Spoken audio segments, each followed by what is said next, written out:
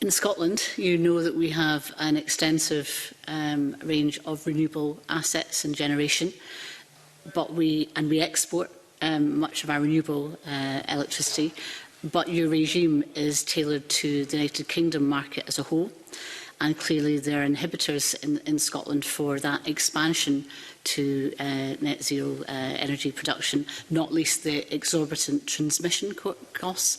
And there's a danger that even under the new regimes that might be coming, the subsidy goes to the consumer, where the consumer base is, rather than the generation of energy.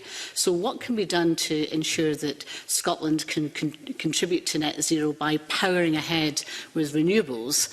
And what might have to happen in a UK market regime to enable that to happen? And what changes would you see, not least on transition charges? So the commitment that we make is to try and get this net zero transition happening at least cost to consumers, and we try and establish the rules and the incentives to ensure that there is a low-cost system overall. And the transmission charges are set up in that way, so they're meant to incentivise new generation in the locations closest to the main centres of demand. So that's why these transmission charges vary in different parts of the country. Now, of course, there are ways in which we are helping facilitate new infrastructure investment to enable the growing level of renewable. And obviously the potential for more renewable power in Scotland is vast. And so the system operator, the grid, is developing new network plans, and those strategic plans will help facilitate more transmission capacity to get that low carbon power from Scotland down to England when there's a surplus north of the border.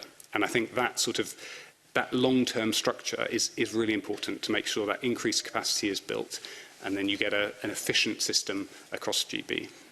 But do you acknowledge that those grid plans still penalise Scotland, and that we have people living in fuel poverty in the part of the United Kingdom that generates the most energy in terms of renewable energy, but also in terms of oil and gas? Is that not something that is wrong?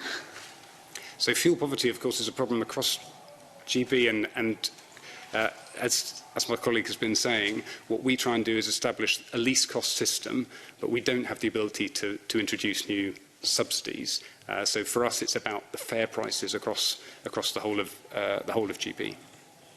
Any subsidy issues would be addressed by a UK government in an energy market